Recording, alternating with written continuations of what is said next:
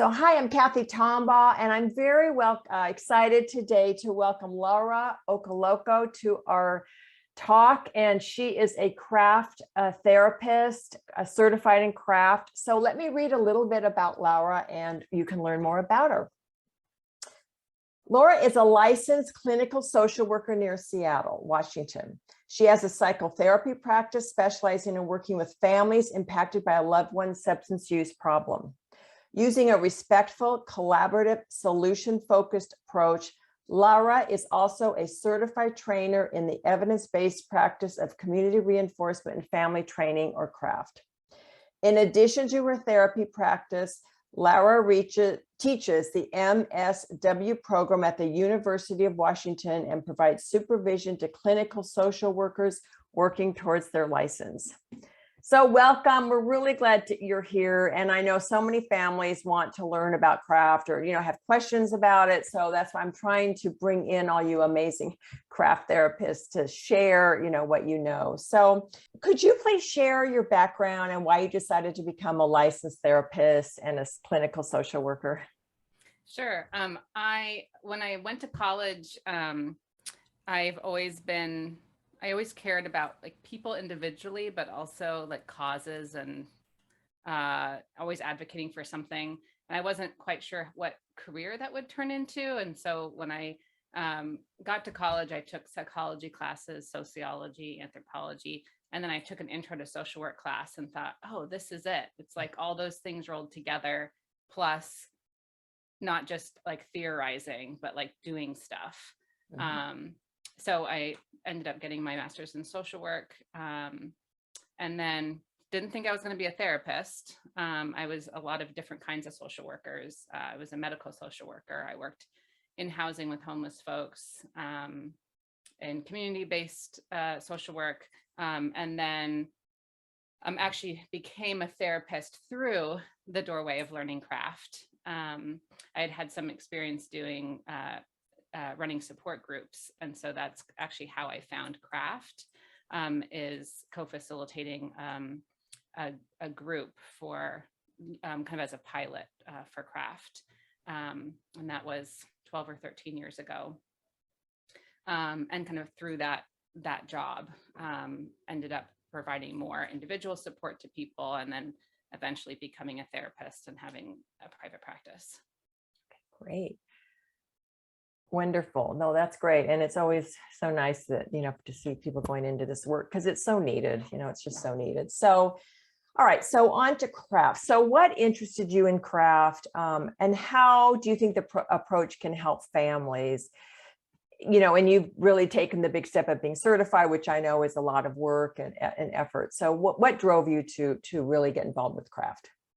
I think when I kind of stumbled on it, there were two things. One, it just felt really intuitive to me. And then also right away could see how well it worked. And so, that's really gratifying. So I feel like that really hooked me.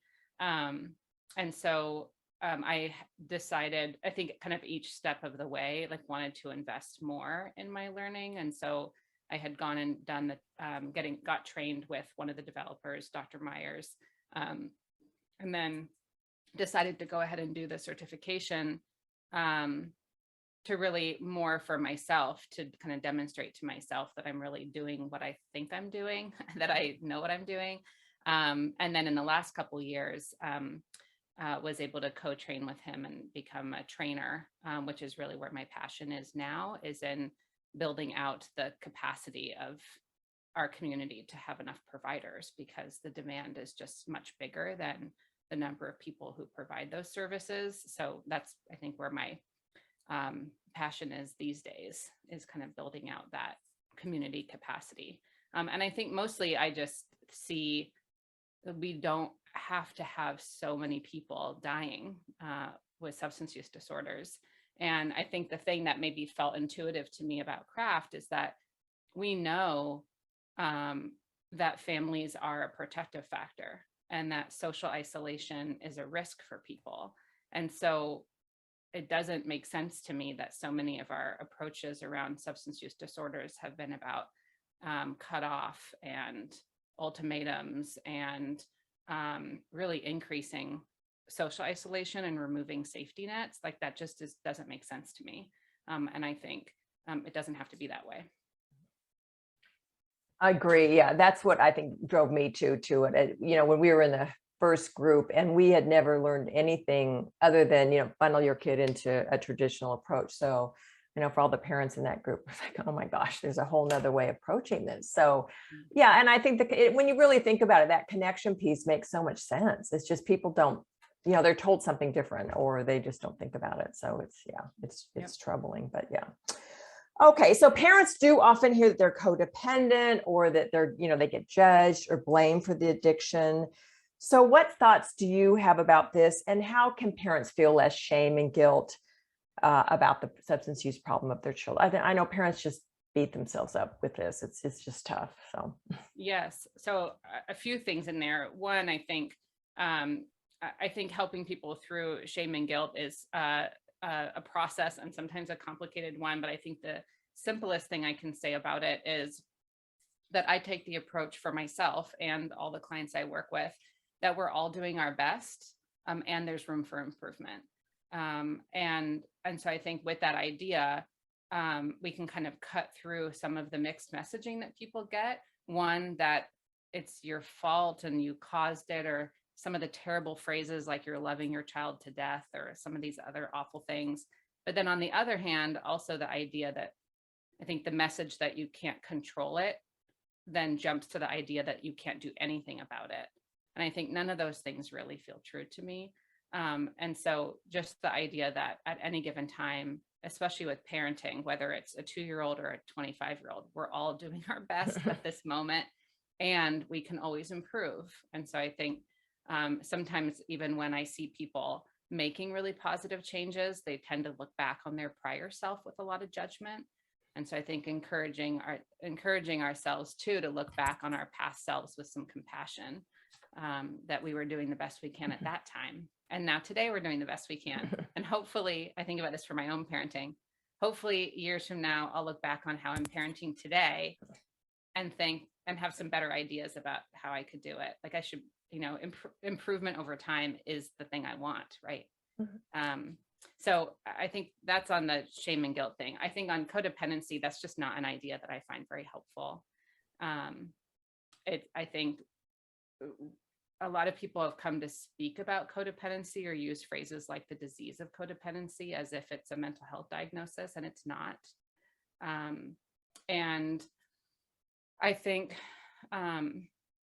a lot of books about codependency, like obviously there's a lot that have sold millions of copies and they can really appeal to people, but that's looking at pages and pages of checklists to check off if you have these symptoms of this problem is really not how we, as clinicians, how we diagnose like true mental health conditions. And I think anyone can look through those pages of symptoms of codependency, and almost anyone will mark some of those things off. I mean, things like, I enjoy giving gifts more than receiving gifts. Like that doesn't mean you have some pathology. And so I just think those ideas tend to shame people. And even though I don't think the developers of those ideas are meaning to blame people, I think that's the message people take away from that they themselves, you know, there's something fundamentally wrong with them, and that the things that they're doing are the cause of this thing, or even in some other really hurtful ideas like that you're addicted to the chaos or that you personally get something out of it. That, I mean, I just think they're just fundamentally judgmental ideas. And I think much more helpful is to help people figure out what are the ways I'm being in this relationship that are unhelpful to me and unhelpful to my loved one, and what are the alternative behaviors I want to try, and then just trying the alternative behaviors. We can do all of that without pathologizing the way that people are trying to bring function and balance into their family that's been feeling dysfunctional and imbalanced. And I don't think we need to say that people are diseased for trying to do that. Mm-hmm. No, those are great points. And I think too, and that enabling part of it comes into is, you know, exactly what, the same idea. But I think parents, I heard a talk recently by Dr. Robert Weiss, who really went on about it. I mean, he was saying, these codependent books are making all this money and and it's never been, it's not really a word that is used or accepted in the therapy evidence-based approach. And I think parents too, just, at the beginning, like, I know for myself, I had no clue, and most parents don't. You just are doing the best you can. You were never trained to figure out how to deal with your child with substance use. So yes. yeah. And I think, there's just a lot of words that clients, when they come to my office, already come with those words that they've been given, like enabling. And I think, the thing that I find helpful about using the term enabling, maybe in a different way than people have been used to, is the idea of kind of finishing the sentence of what's the behavior I'm making able, and do I want that behavior or not? So if I am driving my loved one to their appointments, is that a behavior I want them to do? Attend appointments? Yes. Okay. So I can enable it if I want to. But if I'm helping to facilitate a behavior that I want less of, then maybe that's one that I want to pull back and do less, because I actually don't want to make able that behavior. And so I think we can do that. We can develop that thinking without saying, this is all my fault, or I'm diseased, or there's something fundamentally wrong with me. It's just about developing that ability to kind of look down on yourself or kind of look in on yourself and decide, is this something I want to help or not want to help? Because we don't want to eliminate all helping behaviors in family members. That's not ultimately helpful. Good point. Yeah, that's a great point. Okay. And then the next one is relapse. I mean, that comes up a lot. I think parents get so excited when their kids are doing well and, they finally got there. So really, it's a huge burden off their shoulders when, okay, we feel like we're doing, and then boom, the relapse happens, or the slip, or whatever. So can you just speak to that a little bit, and what thoughts you have for families when they're dealing with that issue? Yes. So you just made the distinction between a slip and a relapse. And the way that I think about that is that a slip is an incidence of use or an episode. And what we really want is to help people learn from that episode, and to prevent the episode from becoming a pattern, which then I think of relapse as a return to a substance use pattern that causes problems in people's life. And so I know slips are very scary for families, but they're not the end of the world. And there's time often to try to influence somebody in the direction of getting back on track, rather than kind of back into the pattern of the substance use problem. And one of the ideas I find really helpful is a late researcher, Dr. Alan Marlatt from the University of Washington. And he really developed a lot of our ideas about relapse prevention, and wrote books on relapse prevention, and also was involved in developing mindfulness-based relapse prevention. And he talked about an idea called the abstinence violation effect. And this is the effect when we swear off of a behavior, like we swear to abstinence. So that could be, I'm never going to drink again, or I don't eat any sugar, or, whatever the behavior is. And that when we violate our abstinence, that we often have this kind of rebound effect that you can think of as the screw-its, where you take one bite of cake and then you're like, oh, screw it. Now I violated my no sugar policy. I'm going to eat the whole cake. And that a healthier response is to be able to kind of contain the slip. I had a bite. I had really wanted to abstain from sugar, but it's one bite. I can stop now. And I don't have to eat any more cake. And so thinking about that, I think families sometimes in their own fear and panic can exacerbate the abstinence violation effect. So things like, that might escape people's mouth when they find out about their loved one's slip up, things like all of this treatment for nothing, or, don't you learn anything, or now we're starting over. And that thinking about, like, what are the alternative things that a family member can say that can calm that abstinence violation effect and help people get back on track. So things like, I know this is disappointing, but tomorrow's a new day. Or, this, I know we're all feeling upset about this, but let's think about who you can call for support.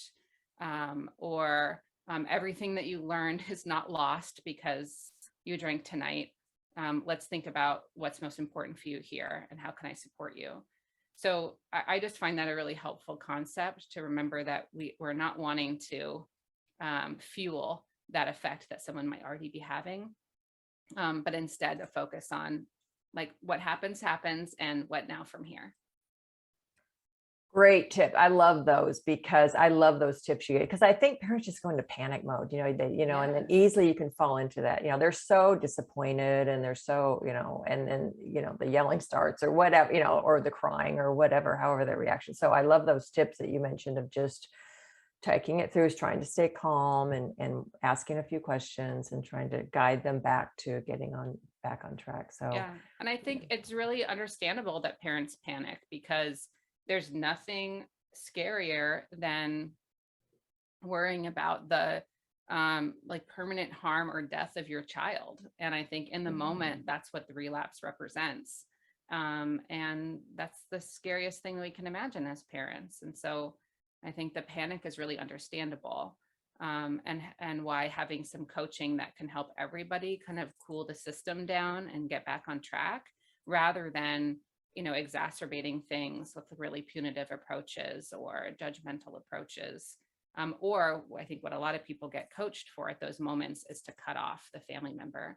And I think when people are vulnerable, is not the time to leave them isolated. No, I agree. I always remember my daughter went to Wilderness, and I remember one of the last comments the counselor said, now, if she relapses and she knocks on your door, what's your response going to be? And the correct answer was, you shut the door and you don't let her in. And I thought, she went through every family member and said, now, what are you going to, and I'm like, wow. And I knew, I said, oh yeah, that's what I'll do. But I knew in my heart that I don't see myself doing that.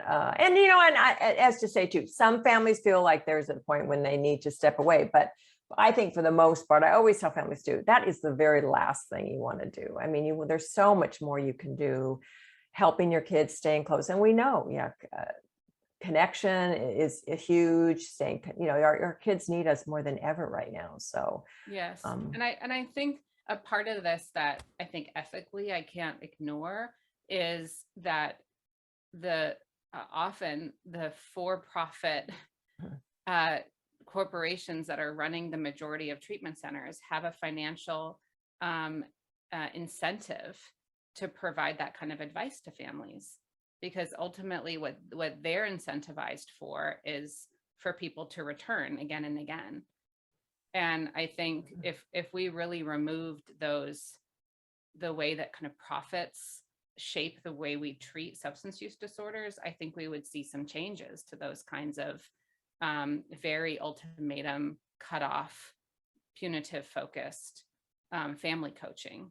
And I see really similar things with treatment centers that coach families to have, I've seen families come to me with like 3-page bullet points of behavioral contracts that I couldn't adhere. I can't behave well enough to pass one of those. And so I think those kind of approaches just feel like a setup for people not to be able to reintegrate into their community and into their family, and to be able to tolerate imperfection, because all of us get to be imperfect.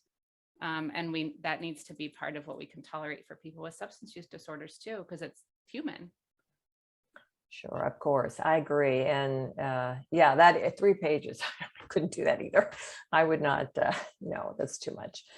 So, all right, thank you so much. I have learned so much from you. It's great to connect. So how can people learn more about you and the services you provide? I know you work with families, and I know you do training with professionals, correct? More than yes. Family members. Okay. Yeah, so I do see clients, although that's a part of my part-time work, and I'm usually fairly full. So I think, unfortunately, people will probably be disappointed if they reach out to see if I have an opening for services. But if there are people who are listening that want to learn more about this work, or want some additional training or coaching to be able to use craft. I think that's where my focus will be in the next few years, is building out more capacity. So I encourage people to get in touch with me if they're looking for that. That sounds great. And any final thoughts before we close that you have for families who are in this mess? It's just so difficult. Yeah, I mean, I think fortunately, there's a lot more voices like your book. And I think you mentioned, is it Robert Weiss? He wrote Prodependence. Yes, I right? haven't read it yet, but I want to. And the books from Center for Motivation and Change, like Beyond Addiction. There's just so many more voices being added that there just weren't like 10 years ago. And so I'm really grateful that there's just more out there for people. And looking at, I would encourage everyone to go to Cordelia Krause's website, Helping Families Help, because there's also a lot more support groups available. And she's really a good hub for where to find those things. So thankfully, there are more and more supports available to people than there used to be. So I just encourage people to find those. Yeah. Okay, great suggestions. Thank you so much for taking time to come in. I really appreciate this. And I do think parents are going to really benefit from this and hearing about what you have to say and your just thoughts and ideas about, how to approach addiction and maybe a different way, a different message than what some parents are hearing. So this is all good. Yeah. Thank you, Cathy. Yeah. Thank you. Okay. Bye-bye.